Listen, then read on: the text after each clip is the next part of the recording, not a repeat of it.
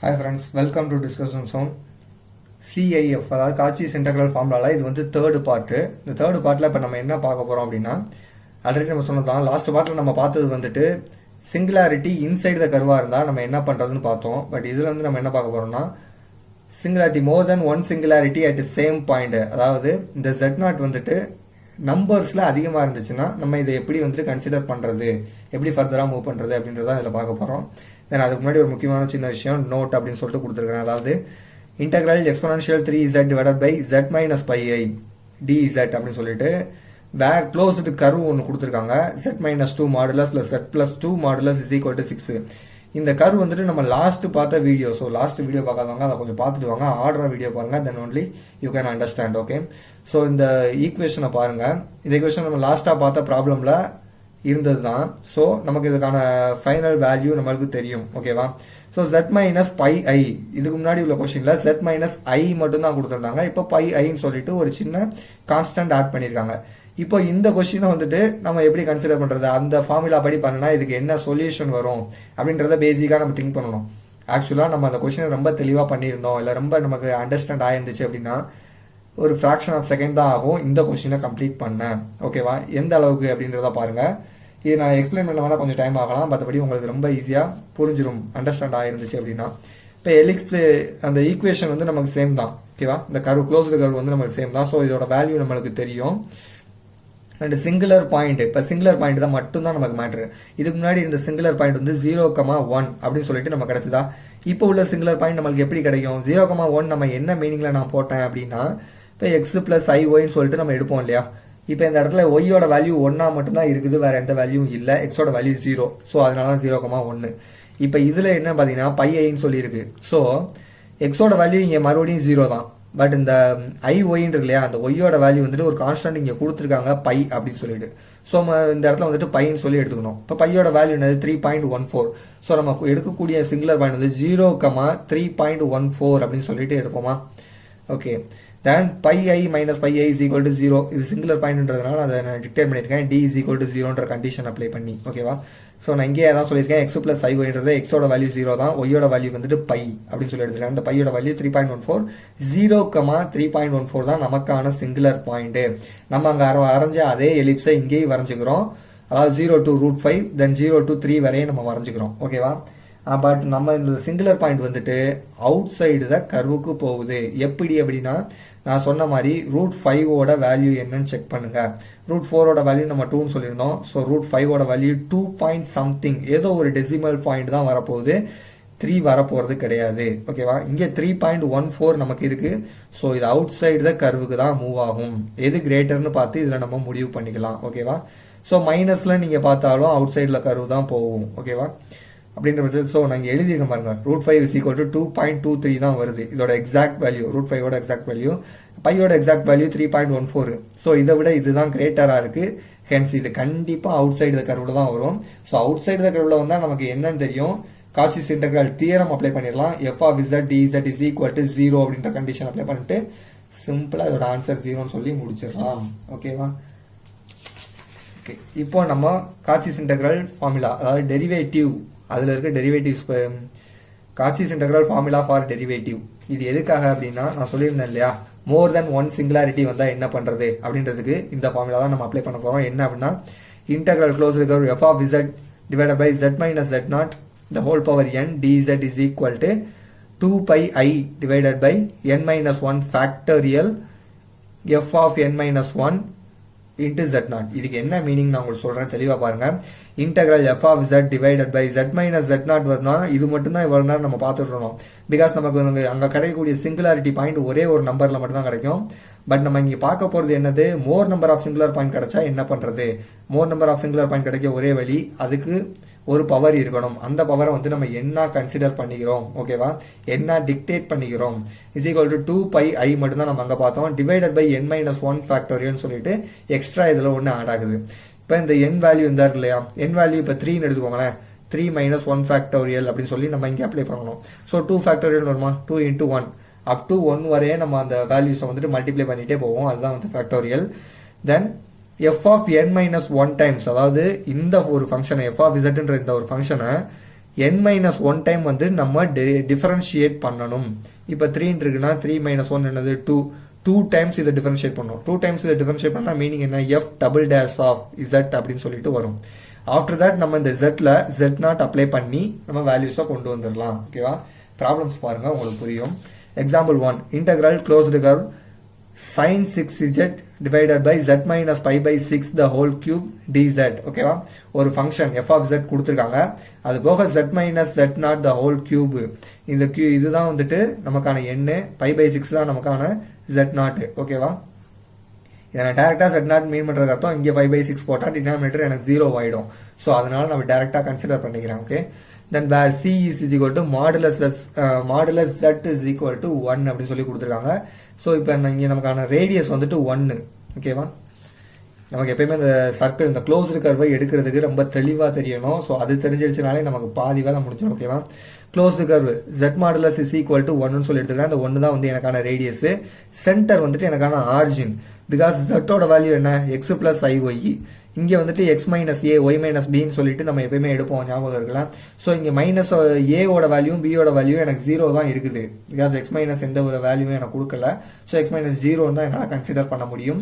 So centre வந்துட்டு எனக்கு origin, radius வந்துட்டு எனக்கு 1. ஓகேவா, இப்போ சிங்குலாரிட்டி ஃபைன் பண்ணுறோம். சிங்குலாரிட்டி ஒன்றும் கிடையாது, z - pi by 6 the whole cube is equal to 0. pi by 6ன்னு போட்டால் எனக்கு 0 is equal to ஆகிட போகுது. ஸோ z equal to எத்தனை டைம்ஸ் இங்கே என்ன இருக்குன்னு பார்க்கணும், 3 times. So pi by 6 pi by 6 pi by 6 நான் 3 டைம்ஸ் எடுத்துக்கிறேன். இப்போ எனக்கான சிங்குலாரிட்டி 3 டைம்ஸ் இருக்குது. ஓகேவா, ஸோ இப்போ இதுக்கு நம்ம ஃபார்முலா வந்துட்டு எப்படி அப்ளை பண்ணணும் நம்ம மேலே பார்த்துருக்கோம். அதை எப்படி அப்ளை பண்ணுறத நான் ஃபர்தராக காட்டுறேன். இப்போ டயக்ராம் ஃபஸ்ட்டு நான் ட்ரா பண்ணுறேன். எனக்கு வந்துட்டு சென்டர் அந்த ஆரிஜினை வந்துட்டு 0,0 அப்படின்னு சொல்லிட்டு நான் எடுத்து எழுதிக்கிறேன். சென்டர் வேல்யூ 0,0 எடுத்து பண்ணியாச்சு. தென் ரேடியஸ் வந்து 1ன்னு சொல்லியிருக்கேன். அதில் இருந்து 1 டைமென்ஷனுக்கு நான் ரேடியஸ் எடுத்து ஒரு க்ளோஸ்டு கர்வ் நான் ட்ரா பண்ணுறேன். அப்படி ட்ரா பண்ணி இப்போ நான் வச்சுருக்கேன். ஸோ pi by 6ன்றது நம்மளோட சிங்குலாரிட்டி. இது இன்சைடு த கர்வில் வருதா இல்லை அவுட் சைடு த கர்வில் வருதா நோட் பண்ணுங்கள். pi by 6 அப்படின்றத நம்ம வந்துட்டு 180 by 6ன்னு சொல்லி கன்சிடர் பண்ணக்கூடாது. ஓகேவா, பை இதோட வேல்யூ என்னது 3.14. ஸோ நான் அப்ராக்சிமேட்டாக 3ன்னு சொல்லி போட்டிருக்கேன். எக்ஸாக்டாக போடணுன்ற அவசியம் கிடையாது, போட்டாலும் தப்பு கிடையாது. ஓகேவா, நான் 3ன்னு சொல்லி எடுத்திருக்கேன். 3 divided by 6 வந்து 1/2. 1/2ன்றது என்னது 0.5. ஸோ இது வந்துட்டு 1 விட ரொம்ப ரொம்ப கம்மி தான். 0.5 வந்துட்டு லெஸ் தேன் 1 தான். ஸோ அப்போ 1 விட கம்மின்றதுனால கண்டிப்பாக இதுக்கு க்ளோஸ்டு கர்வுக்கு இன்சைடில் தான் வரும். ஸோ இன்சைடு தான் க்ளோஸ்டு கர்வ்னு சொல்லி எழுதிக்கலாம். நல்லா புரிஞ்சுக்கணும். z0 வந்துட்டு அதாவது சிங்குலாரிட்டி வந்துட்டு இன்சைடு த கர்வுனா CIF அதாவது காச்சிஸ் இன்டெக்ரல் ஃபார்முலா யூஸ் பண்ணுவோம். அவுட் சைடு த கர்வுனா சிம்பிளாக 0ன்னு சொல்லிட்டு போயிடலாம். என்னோட வேல்யூ இருக்குன்றதெல்லாம் நம்ம கன்சிடர் பண்ண தேவையில்லை. அவுட் சைடு கர்வு அப்படின்னு வந்தாலே 0 தான் டைரக்ட் ஆன்சர். இதெல்லாம் நம்ம கன்சிடர் பண்ண வேண்டிய அவசியம் கிடையாது. ஸோ நான் என்ன பண்ணிட்டேன், integral f of z divided by z minus z0 the whole power n dz is equal to integral closed curve sin 6z. அதாவது அவங்க கொடுத்துருக்க அந்த ஃபங்க்ஷன் அப்படியே எடுத்து எழுதிருக்கேன். sin 6z is divided by z minus pi by 6 the whole cube dz is equal to 2 pi I divided by 3 minus 1 factorial. ஓகேவா, 2 pi I divided by அந்த n minus 1 factorial இருந்துச்சு இல்லையா, அதில் நம்ம வந்துட்டு என்னோட value 3. So 3 minus 1 factorial into f of n minus 1ல f power n minus 1ல 3 minus 1 எடுத்துக்கிறேன். ஓகேவா, இந்த 3 தான் நமக்கான எண்ணு. ஸோ 3 minus 1 into z0ன்னு சொல்லி எடுத்துக்கிறேன். நான் சொன்ன மாதிரி இந்த f of n minus 1 times வந்து நம்ம இதை டெரிவேட் பண்ணுறதுல தெளிவாக இருக்கணும். ஃபஸ்ட்டு ஃபங்க்ஷனை டெரிவேட் பண்ணிவிட்டு அப்புறமா அதில் z0 அப்ளை பண்ணிக்கிடுவோம். ஸோ ஃபங்க்ஷன் என்னது sin 6z. அதனால் இதை நான் ஃபஸ்ட் என்ன பண்ண போகிறேன் அப்படின்னா sin 6z வந்துட்டு நான் டபுள் டைம் டெரிவேட்டிவ் எடுக்க போகிறேன். பிகாஸ் 3 மைனஸ் வந்துட்டு 2 தான். ஸோ 2 டைம்ஸ் வந்துட்டு நான் டிஃபரன்ஷியேட் பண்ண போகிறேன். f dash of z first நான் எடுத்துக்கிறேன்.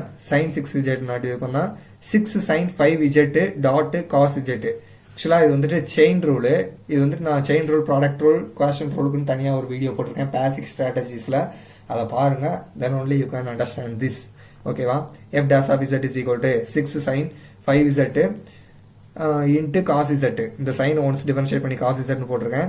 இதை வந்துட்டு நான் அந்த பவரை பொறுத்து டிஃபரன்ஷியேட் பண்ணும்போது 6 sin 5zன்னு சொல்லிட்டு வரும். ஓகேவா, தென் இதை டபுள் டேஷ் ஆஃப் z. இந்த ஆக்சுவலி 1 டைம் வந்து நான் டிஃபரன்ஷியேட் பண்ணி வச்சிருக்கேன். இப்போ இதை நான் டபுள் டைம் பண்ணும்போது இதை பொறுத்து தான் நம்ம பண்ணுவேன். அப்போது இதை யூனும் இதை வீனும் சொல்லி நான் எடுத்துக்கிறேன். யூவி ரூல் அப்ளை பண்ணி இப்போ நான் பண்ணுறேன். ஓகேவா, யூவை நான் அப்படியே வச்சுக்கிறேன், வியை டிஃபரன்ஷியேட் பண்ணுறேன், காஸ் இசட் வந்து மைனஸ் சைன் இசட் ஆகும். தென் வியை நான் அப்படியே வச்சுக்கிறேன், யூவை டிஃபரன்ஷியேட் பண்ணுறேன். யூவை டிஃபரன்ஷியேட் பண்ணும்போது இந்த 5 வந்துட்டு மறுபடியும் 6ஓட மல்டிப்ளை ஆகும்போது 30 சொல்லி வரும். 5 - 1 4 மாறும். So 30 sin 4z. தென் இந்த சைனை நான் டிஃபரன்ஷியேட் பண்ணும்போது மறுபடியும் ஒரு காஸ் இசட் வந்து எனக்கு கிடைக்கும். ஓகேவா, ஸோ ஃபர்தராக நான் சிம்பிளிஃபை பண்ணி எனக்கு ஃபைனலாக வரக்கூடிய ஆன்சர் வந்து 21/16 சொல்லி வந்திருக்கு. ஈச் அண்ட் எவ்ரி ஸ்டெப் நான் கொடுத்து வச்சிருக்கேன். ஸோ எதை பற்றி நீங்கள் நான் எக்ஸ்பிளைன் பண்ணணுன்ற அவசியம் கிடையாது. நீங்கள் பாருங்கள், உங்களுக்கு அண்டர்ஸ்டாண்ட் ஆகும். ஈவன் அந்த வேல்யூஸ் கூட நான் கொடுத்துருக்கேன். காஸ் 30 வந்து √3/2, சைன் 30 வந்து 1/2. இதெல்லாம் அப்ளை பண்ணி உங்களுக்கு ஃபைனலாக வரக்கூடிய ஆன்சர் தான் 21/16. ஓகேவா, இந்த வேல்யூவை நம்ம டேரெக்டாக எடுத்து இதில் அப்ளை பண்ணிடலாம். அதாவது இதில் அப்ளை பண்ணிடலாம். ஓகேவா, f" ஆஃப் Z0 நம்ம அப்ளை பண்ணிடலாம். Z0 முத கொண்டு நம்ம அப்ளை பண்ணி வச்சிருக்கோம். அதுதான் வந்து π/6. ஓகேவா, தென் 21/16 கிடச்சிச்சு. இப்போ இதோட நம்ம மல்டிப்ளை பண்ணணும். 2 factorial is nothing but 2 × 1. So அது வந்துட்டு மறுபடியும் 2 தான் கிடைக்க போகுது. ஸோ 2 × 2 கேன்சல் பண்ணிடலாம். πi மட்டும்தான் ரிமைனிங் இருக்கும். 21πi/16 இதுதான் ஃபைனல் வேல்யூ. ஓகேவா, தென் இதில் ஃபர்தராக பார்க்குறதுக்கு ஒன்றும் கிடையாது. தென் நெக்ஸ்ட் ப்ராப்ளம் பார்க்கலாம்.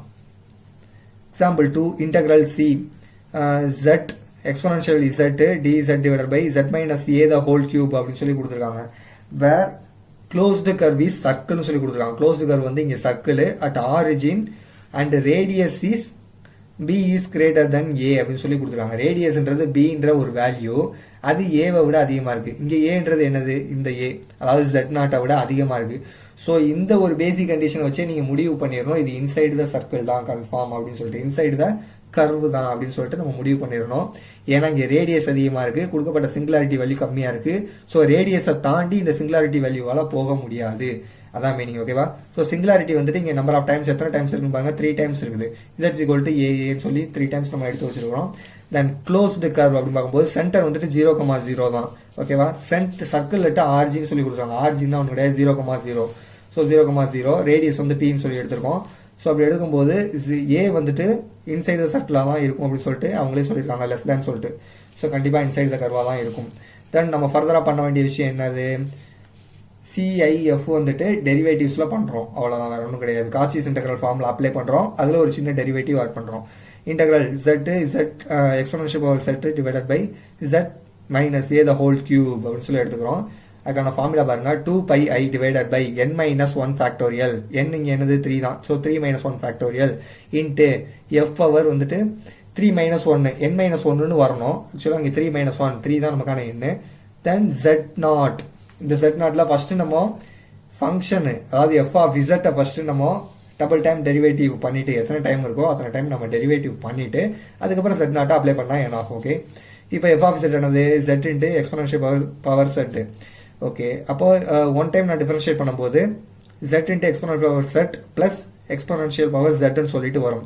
இந்த z வந்துட்டு 1 மாறிடும் இங்கே. ஸோ ஓகேவா, இதான் மேட்ரு. அதாவது யூவி ரூல் படி இதை நம்ம பண்ணியிருக்கோம். எக்ஸ்பொனன்ஷியல் பவர் z எத்தனை விட டிஃபரன்ஷியேட் பண்ணாலும் அதே தான் வரும். தென் இதை டபுள் டெரிவேட்டிவ் பண்ணணும் அப்படின்னா அதே மாதிரி தான் வரும். Exponential power z into z plus exponential power z plus exponential power z அதே தான் வரும்.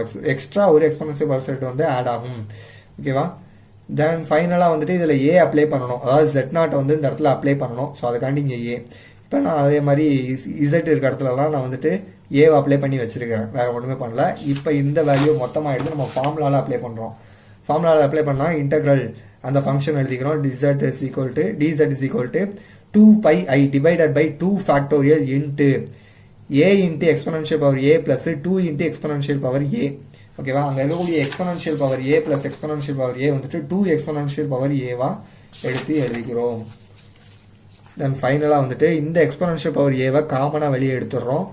இந்த 2 கேன்சல் ஆயிரும். So πi × exponential power a × a + 2ன்றது தான் ஃபைனல் சொல்யூஷன். ஓகேவா, தென் ஆஃப்டர் தட் ஒரு சின்ன கொஸ்டின் என்ன அப்படின்னா, what if we have Z0 is different. அதாவது இது வரைக்கும் நம்ம என்ன பார்த்தோம், Z0ன்ற ஒரு வேல்யூ, ஃபஸ்ட்டு இந்த வேல்யூ வந்துட்டு இன்சைட் த கர்வா இல்லை அவுட் சைட் த கர்வான்னு செக் பண்ணோம். தென் இது இன்சைட் த கர்வா இருந்தாலும் சரி இல்லை அவுட் சைட் த கர்வா இருந்தாலும் சரி, எனக்கு வந்துட்டு நம்பர் ஆஃப் Z0 வந்து அதிகமாகிடுச்சு, நான் என்ன பண்ணுறது அப்படின்னு சொல்லிட்டு இப்போ நம்ம பார்த்தோம்.